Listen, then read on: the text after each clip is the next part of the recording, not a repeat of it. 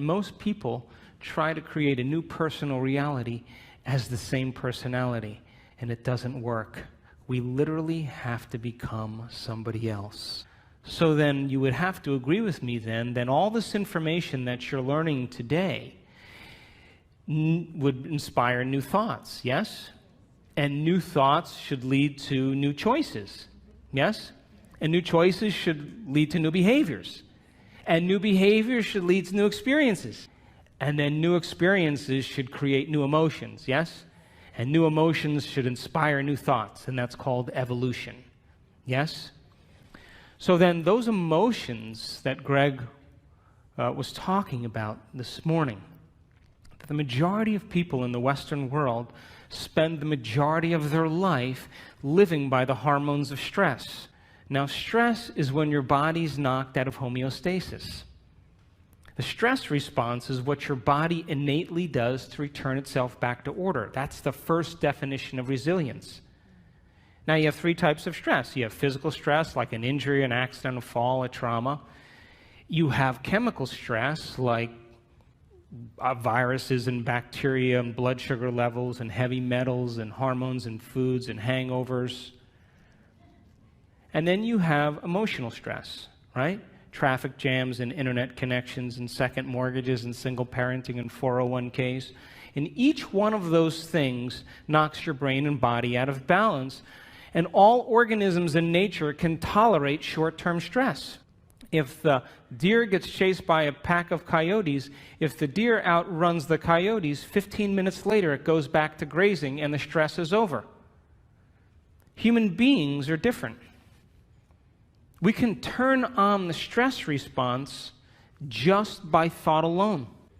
You can begin to think about some future worst-case scenario, and because the privilege of human beings is that we can make thought more real than anything else, we can focus on that possibility to the exclusion of everything else.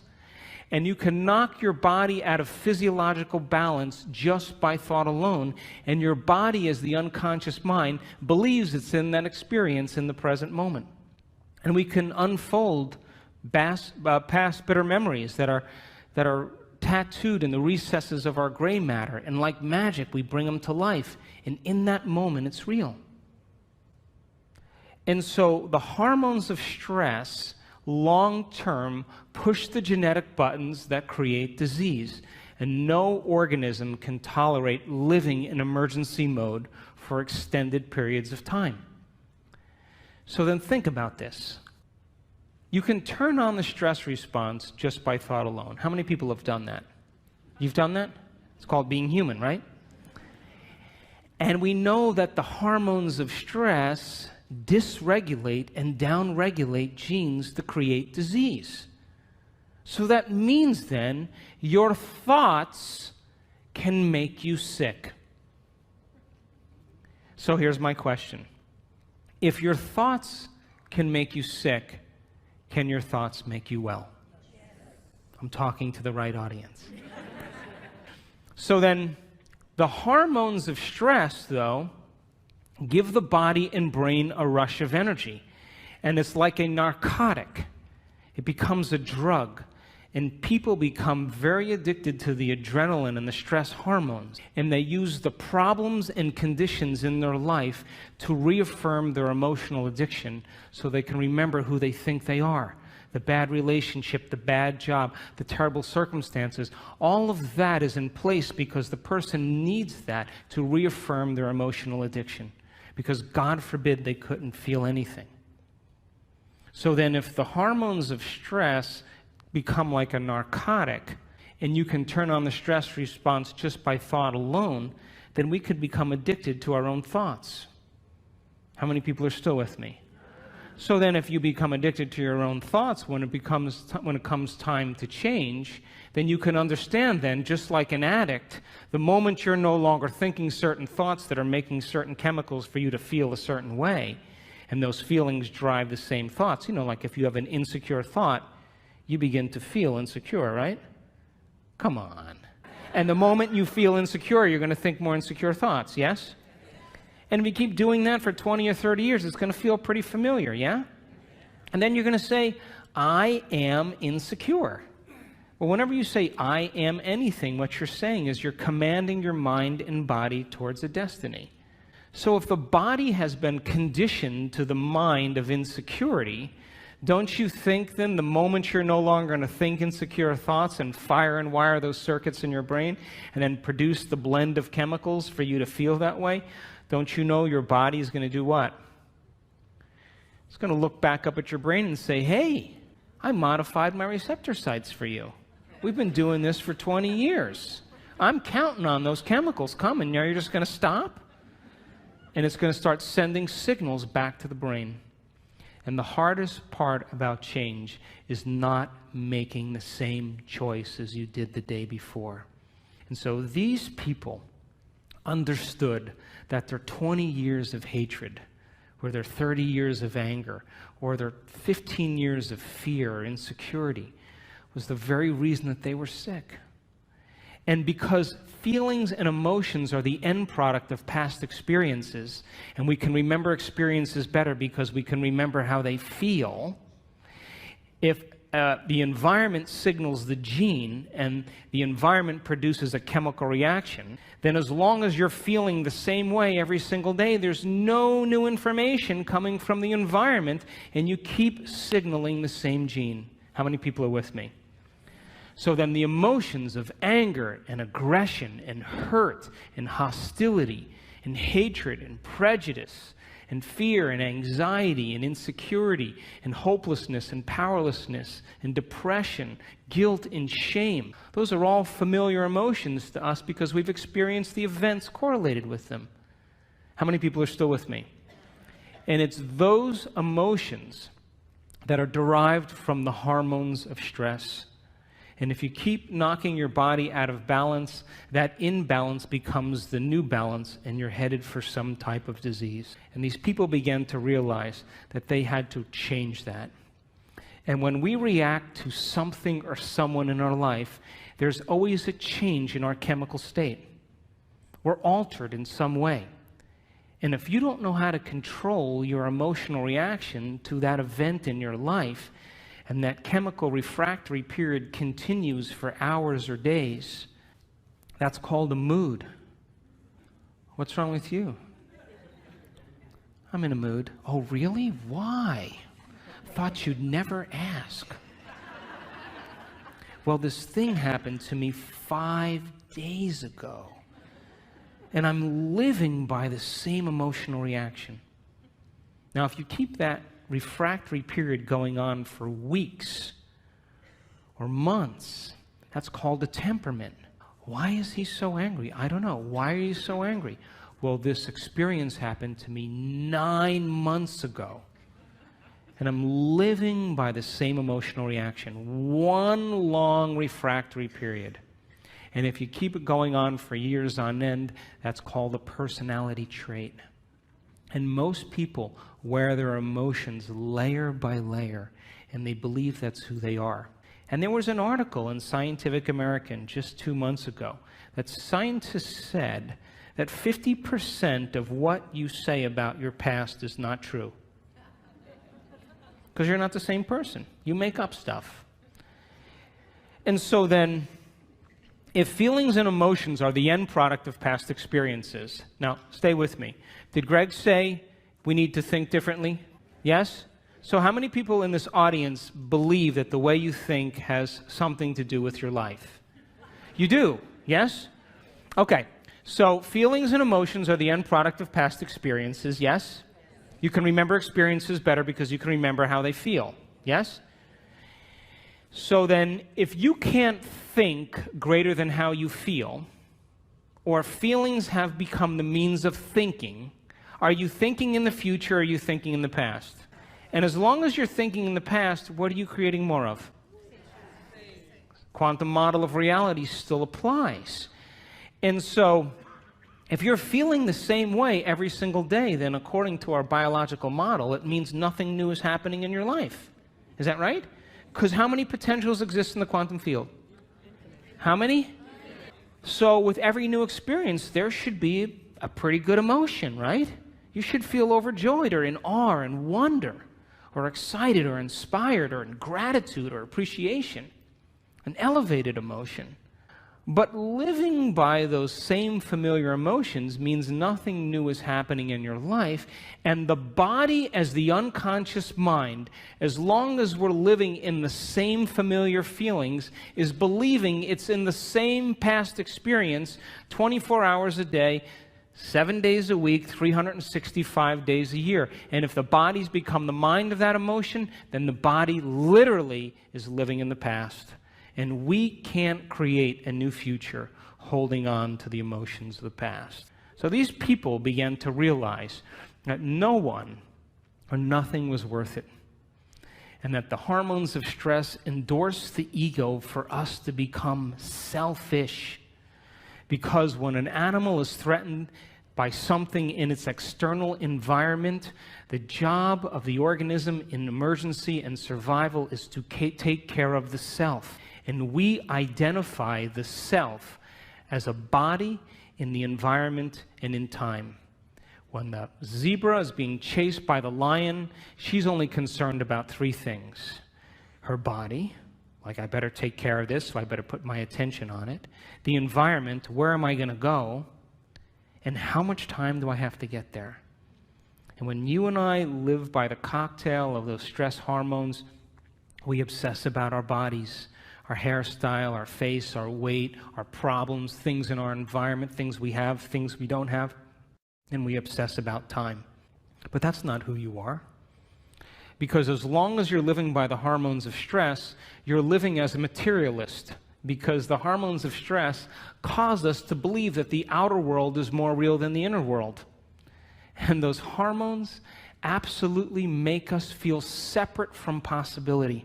Why? Because when you're being chased by a lion, it's not time to create. It's not time to trust. It's not time to learn. It's time for emergency. So the majority of people in the Western world spend the majority of their time preparing themselves for the worst case scenario and protecting themselves from it. They're basically trying to predict the future from the past. And when we get it right, you know what we say, right? You need to hang out with me. See how smart I am? But what happens when it doesn't happen? That's called anxiety. That's called neurosis. It's called insomnia. And so when we live by the hormones of stress and we're defining reality by our senses, we become materialists because we feel separate from possibility, and all of our attention goes on our bodies, the environment, and time. Another way to say that is, from a quantum perspective, the atom is 99.9999% energy and information, and we're putting all of our attention on the particle, and we're missing out on possibility. And so these people had to hit a point of crisis where they finally started taking their attention off their outer world and started to ask themselves some bigger questions. Who am I? What is a greater expression of myself? What would I have to change to be happy? Who in history do I admire that I want to be like? And they began to contemplate and speculate and rehearse who they were going to be if they got better. And the mere process of thinking about who they were going to be began to change their brain. And when you marry a clear intention, intention is a thoughtful process, with an elevated emotion, that's a heartfelt process, you move into a new state of being. And as they began to remind themselves every single day of who they no longer wanted to be, and they reminded themselves every day of who they did want to be, they began to cause their brain to fire in new sequences and new patterns and new combinations. And whenever you make your brain work differently, you're changing your mind. Because according to neuroscience, mind is the brain in action. Mind is the brain at work. So they reminded themselves every day of who they wanted to be, and they began to fire and wire new circuits in their brain that became the very platform of the foundation of who they would become. But here's the point. They said, I'm not getting up from this meditation until I feel like that person. Now, The privilege of being a human being is that we can make thought more real than anything else. And when the thought in their mind became the experience, their heart began to open, and their body, as the unconscious mind, began to believe it was in that new future, in the present moment, and they were literally signaling new genes in new ways ahead of the environment. And as they began to fall in love with themselves and gave thanks before it was made manifest, the emotional signature of gratitude means the event has already happened. And so now they were giving their body a taste or a sampling of the future in the present moment. And every day they did it over and over again. And they were unmemorizing emotions that kept them connected to the old self. And they were reconditioning the body to a new mind and to a new emotion. And that heart of theirs began to open. And they went from selfish to selfless. And they moved from a state of survival to a state of creation. And when they were no longer thinking and feeling in the same way, they moved into the fourth quality. They had long moments where they lost track of time and space. What they were doing in their inner world became so real to them that when they opened their eyes, they thought it would be 20 minutes later, and it was an hour and 20 minutes later. And when they did that, that magnificent forebrain, the crowning achievement of the human being, the frontal lobe, the creative center, it has connections to all other parts of your brain. And when you're asking open-ended questions like, what would it be like? How would it have to be? The frontal lobe, like a great symphony leader, looks out of the landscape of the entire brain and begins to select different networks of neurons and seamlessly pieces them together to create a new mind. And the moment the brain begins to fire in tandem, the frontal lobe creates a picture. And that picture is called an intention. And when you can make that picture more real than anything else, and you begin to feel inspired by it, your body's no longer living in the past. Now it's living in the future. And every day, as they no longer fired and wired the same circuits in their brain and emotionally signaled the same genes in the same way, they were moving into stasis. And then they began to reverse the process. And a new state of being is a new personality. And a new personality creates a new personal reality. So, after I wrote Evolve Your Brain, and after What the Bleep, the most common question people asked when I was traveling around the world: how do you do it? How do you do this stuff? Why is it so hard to change? I mean, what do you do?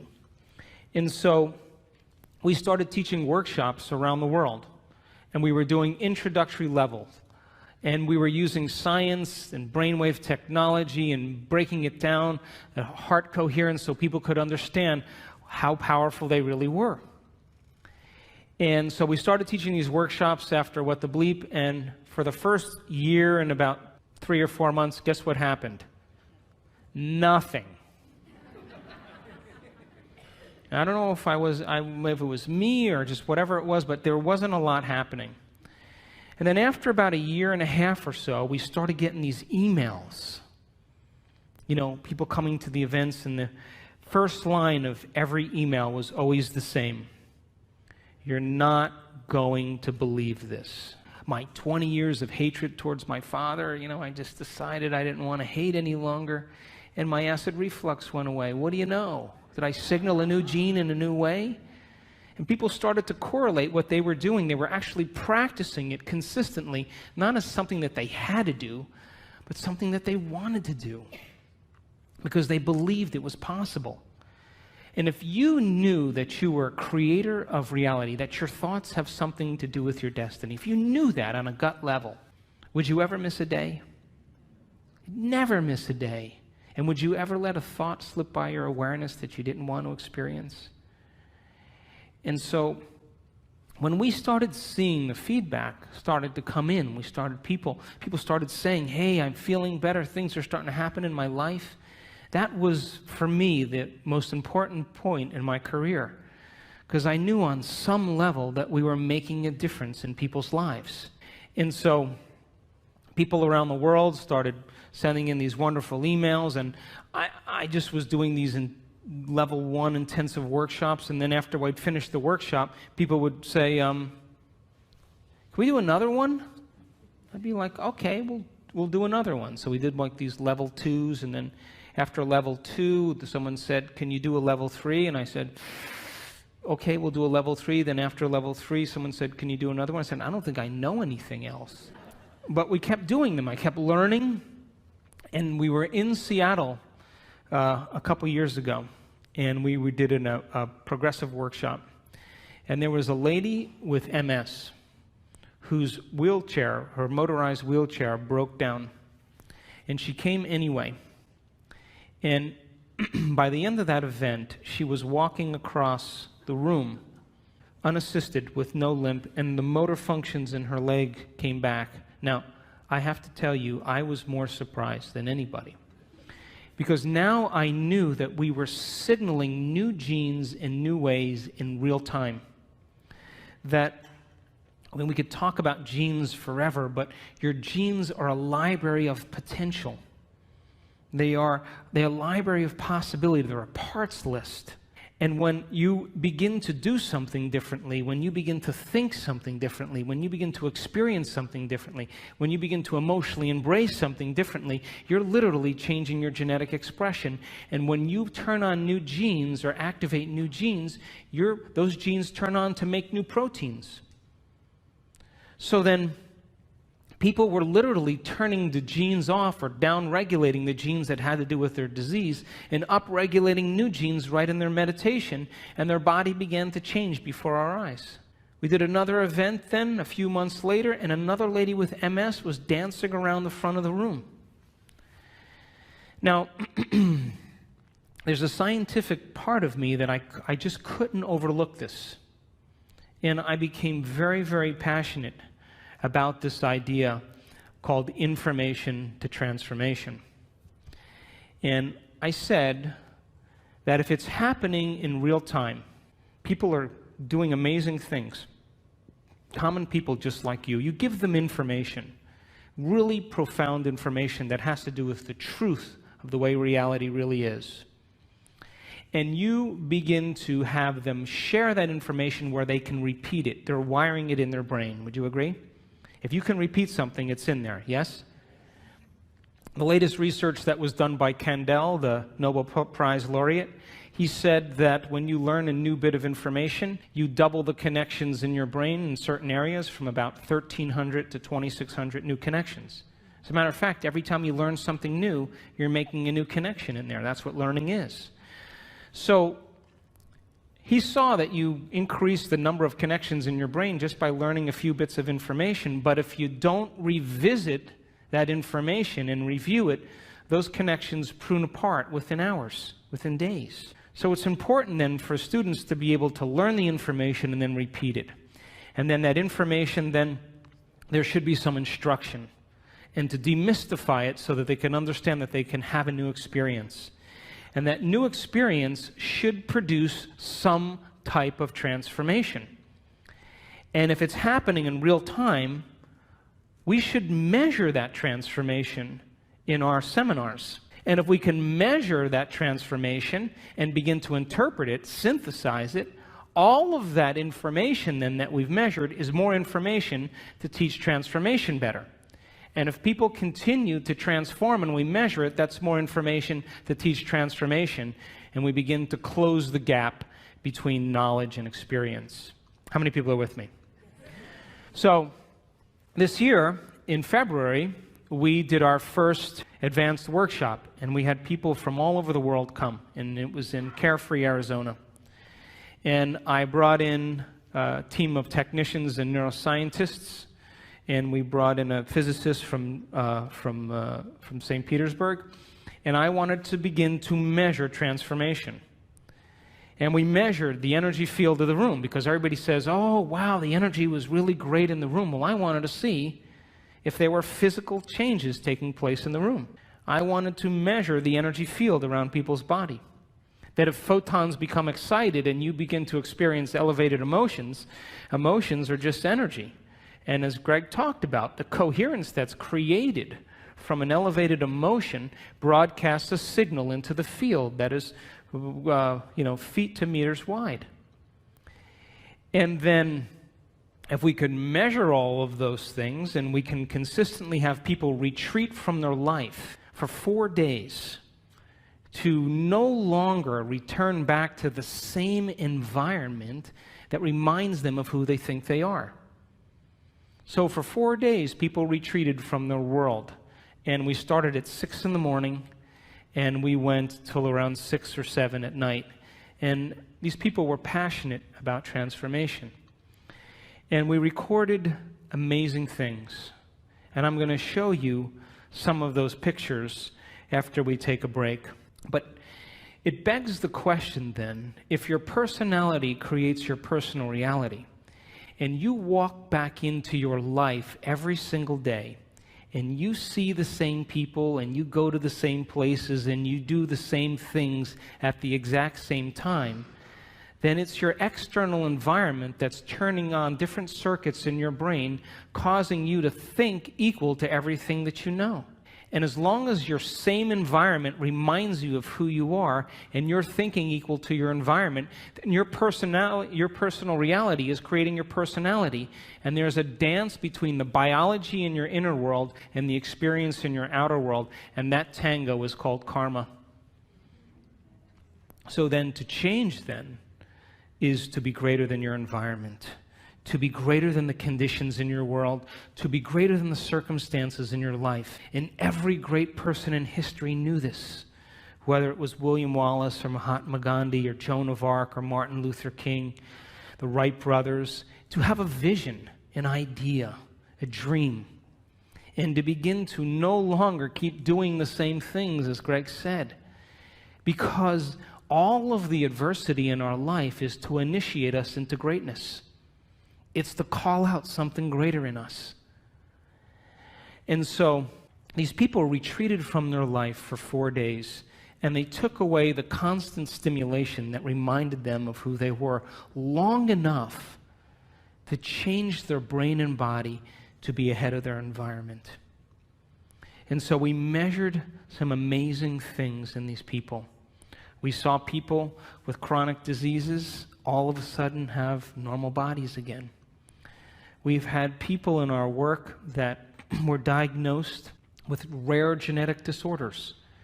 My thinking was, if I knew the things from the people that had spontaneous remissions that I studied, what those commonalities were, we should be able to reproduce them, right? So that's why we developed the model of transformation in our workshops. I just did what people already knew how to do and just used the science to explain it. But we had to get people to reproduce it, because anything that's repeatable is a scientific law, or verges on a scientific law. So I wanted to see if we kept doing it, if we were able to produce some type of consistent change. And we started to see some pretty amazing things take place. We did a second event in July of this year, and we partnered with HeartMath Institute, and people wore the monitors for 24 hours, and we were measuring heart coherence with brain coherence. And I'll show you some pictures of some amazing people that sustained heart coherence for hours. It became a skill. As Greg said, once you know how to do it, you know how to do it. So when we live by the hormones of stress and all of the energy goes to these hormonal centers and away from the heart, of course the heart is going to be the first organ that's starved of energy. And when we live by the hormones of stress, we will always try to force the outcome. We'll always try to push and make it happen, because we are matter trying to change matter. And one of the things I learned in studying people that did amazing things in these workshops is I watched a lady for a whole hour.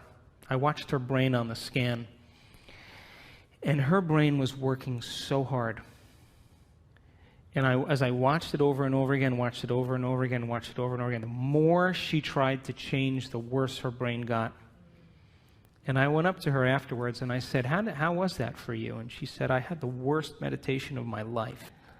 And something clicked in me in that moment, and I knew that most of us, we try to use our brain to change our brain. We try to use the ego to change the ego. We try to use the program to change the program, and it only endorses it. And in that moment, something clicked, and I knew that they had to become pure consciousness, that they had to get beyond their body, get beyond their environment, and get beyond time. Because when you become pure consciousness, and we have all the biological and neurological machinery to do this, by the way, you come preloaded with everything you need. You don't need anything else. That when you forget about yourself, when you become nobody, no one, no thing, nowhere, no time, and you become pure consciousness, a thought impossibility. The moment you are consciousness, now you have dominion over your body. Now you can change something in your environment, and now you can create some future time. And the moment we saw people become pure consciousness, and we will talk about that after the break, the brain naturally gets organized. The hormones of stress, when we are under the gun of the fight or flight nervous system, the brain and the heart move out of rhythm. It's like a group of people playing the drums all at the same time with no rhythm. It's noise. And that's what happens to the neural network in the heart and the neural networks in the brain. And they actually, if you saw the brain on a functional scan, it begins to compartmentalize. Different compartments of the brain are no longer communicating with each other because different communities are saying, hey, it's not a time to communicate now. There's a tiger on our back here. We got to run. And so the long-term effects of stress causes the brain to move into what's called high beta brainwave patterns, like driving your sports car in first gear. And different compartments of the brain no longer communicate with each other. And if you were to measure that on a brain scan, it's very erratic patterns. The moment you become pure consciousness, you forget about yourself. That's my definition of creation. The moment that happens, the brain goes, thank God he's out of the way. Now I can get organized again. The operator is finally gone for a few minutes.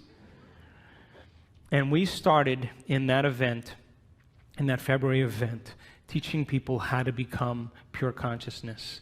And when that happened, we saw their hearts get highly coherent. We saw their brains get highly coherent. And it's kind of an irony.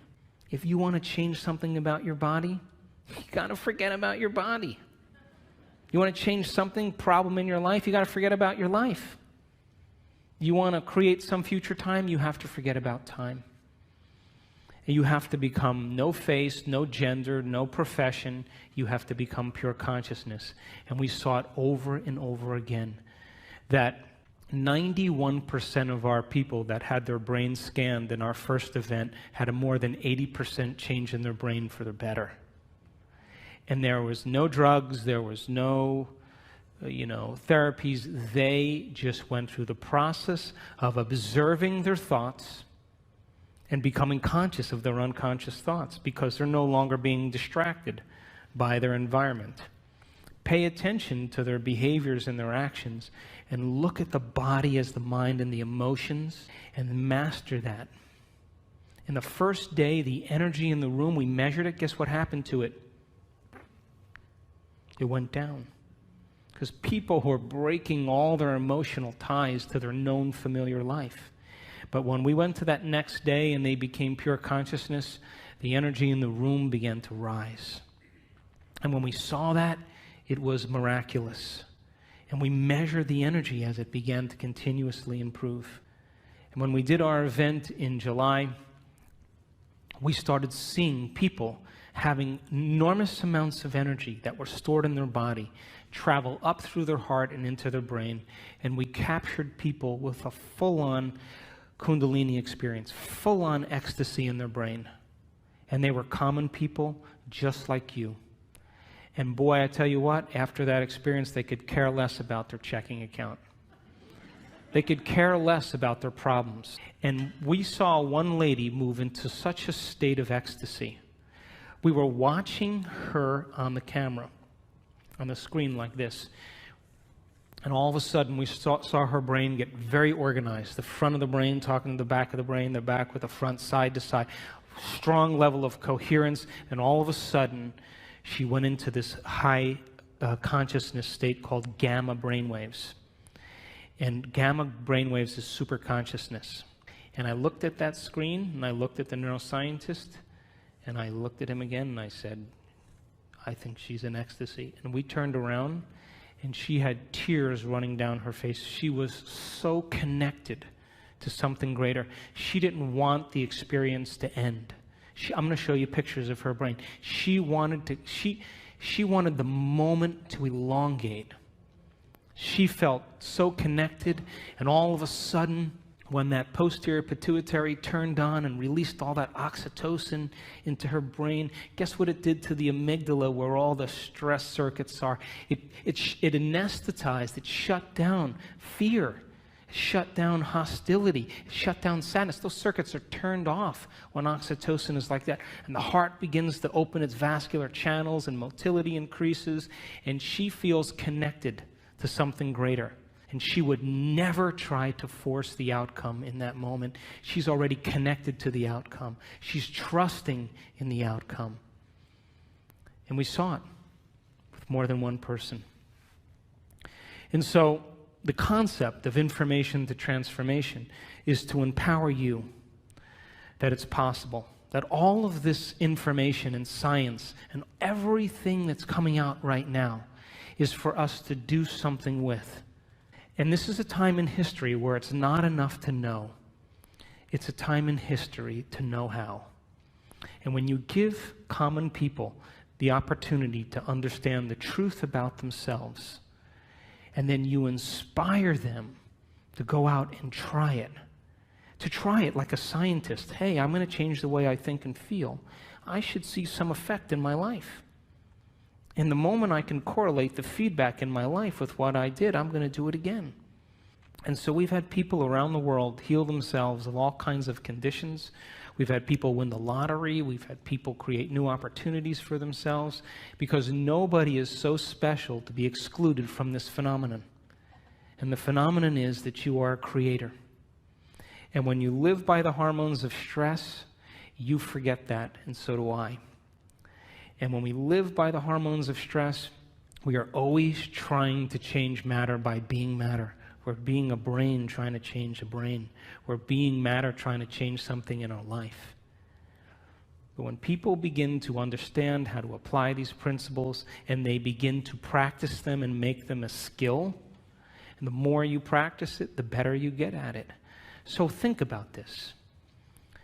What if you woke up in the morning, and instead of getting out of bed and doing the same thing as you did the day before and going through the same routine as you did for the last 5 years, what if you woke up in the morning and you place your hand over your heart and you say, I'm going to teach you what it feels like to be noble today. I'm going to train you to know what abundance is. And you begin to marry a clear intention with an elevated emotion, and you memorize that feeling, and you're able to maintain that modified state of mind and body your entire day, get ready. Because something unusual is going to happen in your life. That's the law. And the hardest part about all of this, hardest part, is simply making the time to do it. Making time for our precious selves.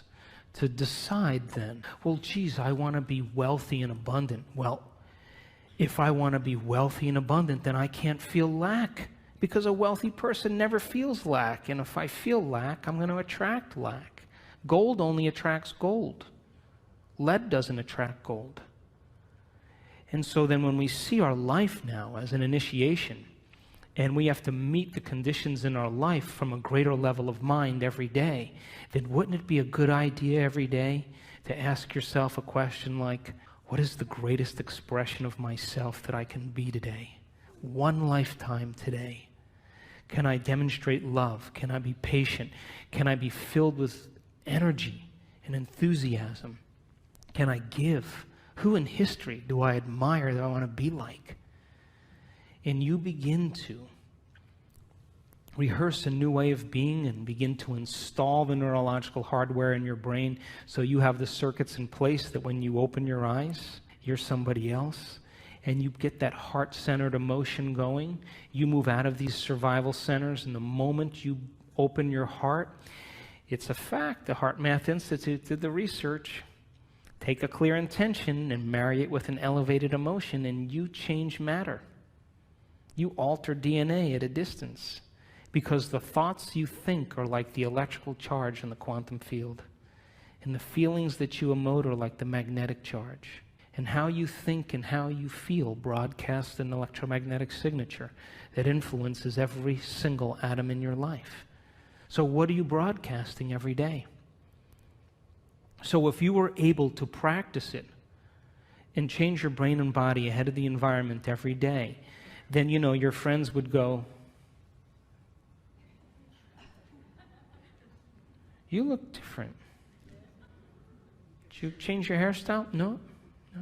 Really? Did you shave your mustache? No, never had a mustache. Really? Did you lose weight? No. Whoa, wow, something's different about you, because they're sensing a change in energy. And when you change your energy, you change your life. How many people are with me? So, great time to be alive, would you agree? We signed up for this.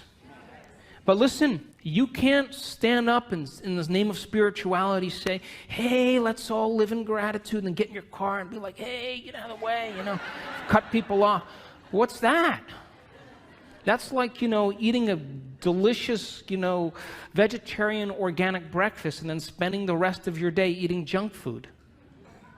That you have to lay down we have to lay down the very thing we used our whole life to get what we want for something greater to happen. And it means that all of the conditions in our outer world somehow reflect some aspect of us. And if you want peace in the world, you better not be arguing with your coworker. It doesn't work that way. And if you want to experience true fascination for life, make time for fascination. I was in Barcelona a little ways back, and I was invited to speak to the ministry of all the ministries in the government there, 17 different ministries.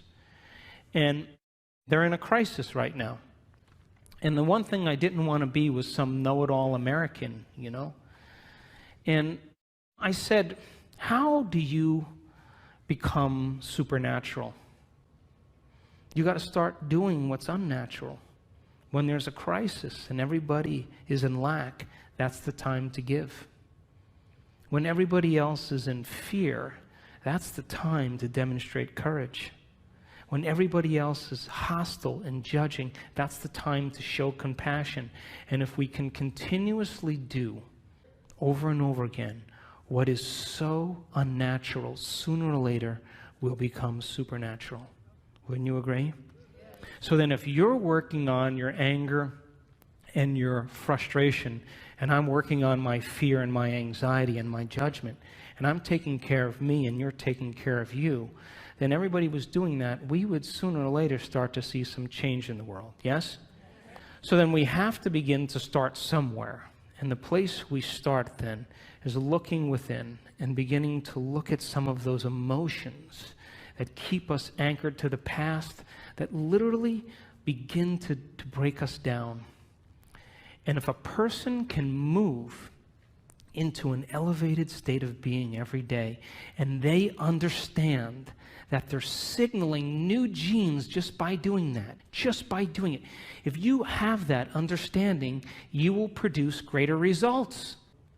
If a group of elderly men can retreat from their life for 5 days and go to a retreat center north of Boston, all these men in their 70s and 80s, and they were told to act like they were 22 years younger. Just pretend. And they had, magazines with Mickey Mantle and Joe DiMaggio and Marilyn Monroe movies, and they had papers with current events. And for 5 days, they hung out with other men, and they just pretended like they were 22 years younger. They took height measurements, weight measurements, range of motion measurements, finger length measurements, extremity measurements, and cognitive tests. At the end of 5 days, guess what? 60% better scores on cognition. Finger lengths, all of them longer. Range of motion, all improved. Some of them were playing touch football again without their canes. Who are you pretending to be? Because if you can begin to understand that when you begin to change your state of being, that a thought begins to activate new neural networks in your brain. New neural networks in your brain begin to fire and wire to create a hologram or a picture. That hologram or picture signals the limbic brain to make neuropeptides. And neuropeptides are chemical messengers that signal hormones. And hormones and neuropeptides begin to dock on receptor sites of cells. And cells begin to get a new message and signal new genes. And new genes make new proteins. And new proteins means the expression of life. And the expression of life is equal to the health of your body. Just by changing a thought. So then, if you woke up every morning and you pretended to be genius of the universe, unlimited mind, healthy, you would probably have to stop on the side of the road with your pen and write down the download that you were getting from the field because you never thought in that way. And so you and I have been hypnotized and conditioned into believing that we need a reason for joy, that we need a reason to give thanks. We need a reason to feel inspired. That's the old model of reality, of Newtonian physics, of cause and effect. Wait for something outside of you to change how you feel inside of you. And the moment you feel better inside of you, you pay attention to who caused it outside of you. And that event's called a memory.